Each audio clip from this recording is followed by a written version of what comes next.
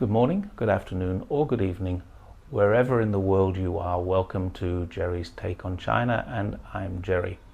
Today I'm going to talk about Michele Bachelet, the United Nations High Commissioner for Human Rights. The United States are going to do all that they can, I think, to prevent this from happening, but it's highly likely that in a few days Michele Bachelet will come to China. It's more likely then that she will be in Xinjiang a couple of weeks later after her quarantine period. Miss Bachelet is a highly skilled politician and a diplomat who has been the president of Chile twice and is very definitely not of the international community. She was once herself a victim of human rights abuses, including political imprisonment and torture. Her father died as a political prisoner during the Pinochet regime.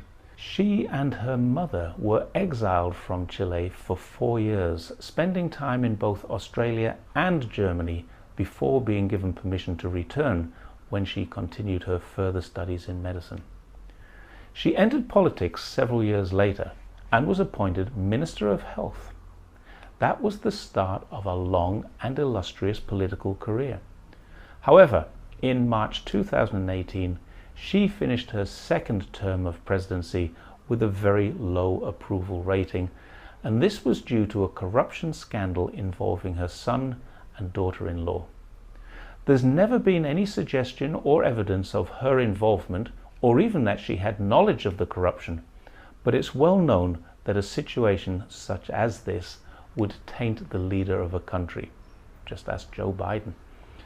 So on September the 1st that same year, 2018, she was appointed to be the United Nations High Commissioner for Human Rights.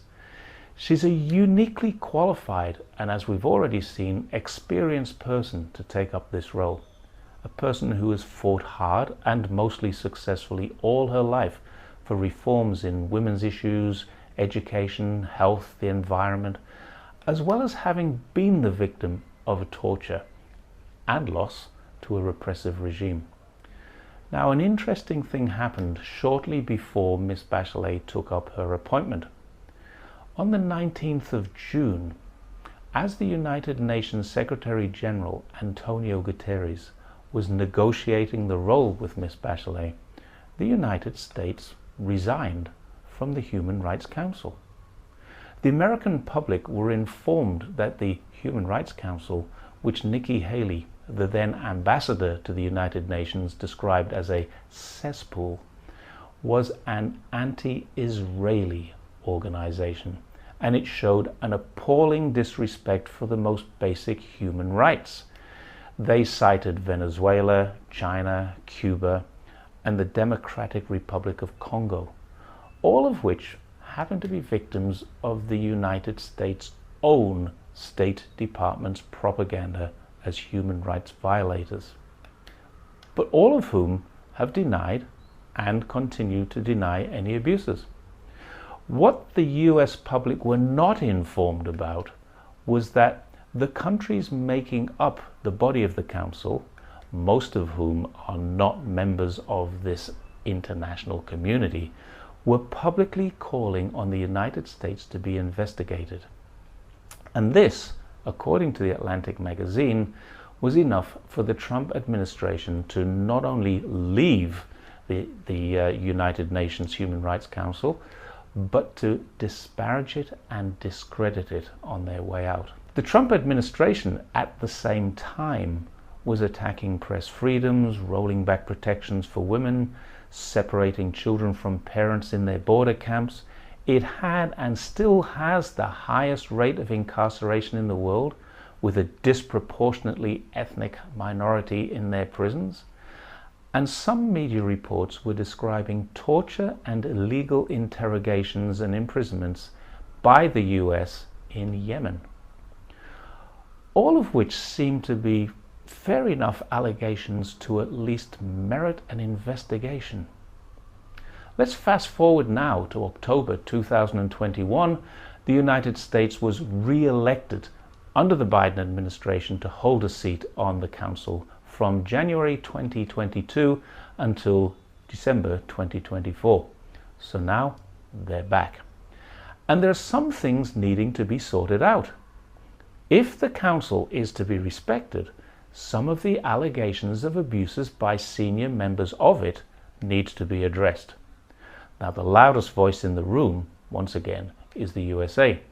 But one of the other voices in the room is China, the arch enemy, if you like, of the USA.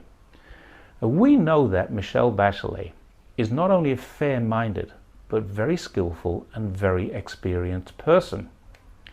We also know from her record as a president of a country that was not part of the international community that she's no great friend of the United States. Furthermore, we can assume that having been a victim herself, that she will do all she can for other victims of human rights abuses. But in order to do so, she needs to address the loudest voice in the room. The theory of the squeaky wheel getting the most oil is abundantly clear here.